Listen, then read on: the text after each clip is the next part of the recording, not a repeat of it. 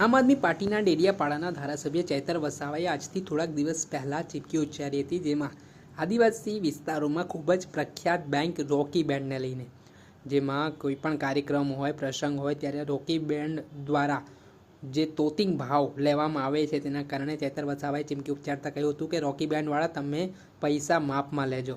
ત્યારબાદ આ નિવેદનને લઈને રાજકારણ ગરમાયું હતું.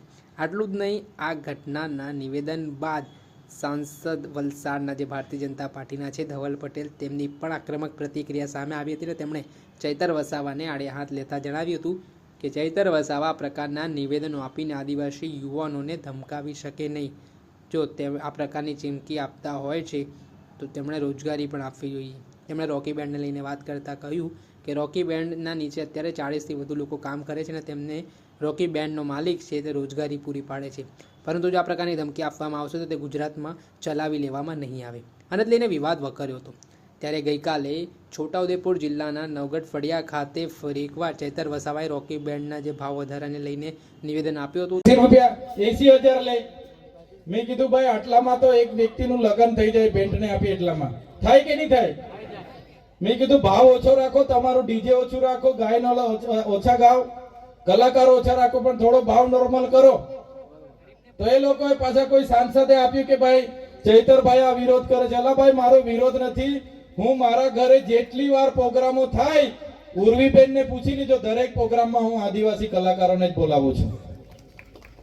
હું ક્યાંય કોઈનો વિરોધ કરતો નથી, પણ અમને 2 લાખ નહીં પહોંચતા યાર. અમારા બાજુના બધા ગરીબ છે, એ બાજુના કદાચ મલદાર હશે તો 2 ના 3 લાખ આપી દેજો, અમને વાંધો નથી.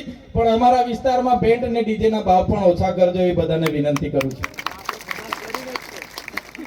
ને યુવાનોને ખાસ, તમારો ટાર્ગેટ તમારી નોકરીનો છે.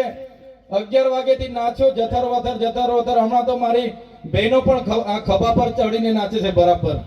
આ આપણી સંસ્કૃતિ નથી ખભા પર નાચવાની, આપણી સંસ્કૃતિ જોલી વાગીને નાચવાની છે, બરાબર છે. એટલે આપણી સંસ્કૃતિને પણ આપણે જે દિવસે ભૂલી જઈશું ને, તે દિવસે આપણે આદિવાસી તરીકે તમારે સાબિત કરવા માટે ફાફા પડી જવાના છે. આજે 3 પેઢીના દાખલા માંગે છે, 14 જાતના પુરાવા માંગે છે કે ભાઈ તમે આદિવાસી છો કે કેમ. મારી વાત ખોટી છે કે સાચી છે? આજે જાતિનો દાખલો કઢાવવા જાજો. આપણા બાપ દાદાઓ અહીંયા મરીને જતા રહ્યા, દેવ બની ગયા, પણ આજે પણ આપણે આદિવાસી તરીકે સાબિતી માંગે છે. 14 જાતના પુરાવા માંગે છે, 3 પેઢીના પુરાવા માંગે છે કે તમે આદિવાસી છો કે કેમ. આવનારા દિવસો એ દૂર નથી કે આપણી લગ્ન વિધિ, પૂજા વિધિ, આપણી મરણ વિધિ, જન્મ વિધિ બધી સાબિતી કરવી પડશે. એટલા માટે જ હું તમને વિનંતી કરું છું કે આપણી સંસ્કૃતિ પણ જાળવો, આપણી પરંપરા, આપણી રૂઢી પ્રથા, આપણી પૂજા વિધિ.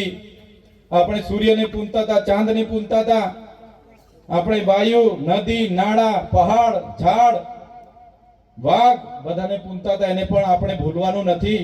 ત્યારે જ આપણી પ્રકૃતિ સાથેનો નાતો આપણો અજડ રહેશે. તો મિત્રો, વધારે વિશેષ નથી કહેતા. આજે તો સ્નેહ મિલનનો કાર્યક્રમ હતો, છતાંય મારા મિત્ર જગદીશભાઈ હોય, નિરંજનભાઈ હોય, ડોક્ટર જયરામભાઈ હોય, તમામ મિત્રોને મળીને આજે આનંદ થાય છે. જેમાં રોકી બેન્ડ દ્વારા જે લાખ રૂપિયા લેવામાં આવે છે તેને લઈને ચૈતર વસાવાએ પ્રતિક્રિયા આપતા જણાવ્યું હતું કે આટલામાં તો એક લગ્ન થઈ જાય, આટલી મોંઘા દાટ આ જે બેન્ડવાળા છે પૈસા લે છે, તેને લઈને તેમણે ચીમકી ઉચ્ચારતા રાજકારણ ગરમાયું હતું. જો કે હવે ફરી એકવાર ચૈતર વસાવાના નિવેદનના કારણે અનેક પ્રકારની ચર્ચાઓ વેગવાન બની છે. દર્શક મિત્રો, એન કવરેજ ન્યૂઝને આપ લાઇક કરો, સબસ્ક્રાઇબ કરો અને શેર કરવાનું ભૂલતા નહીં.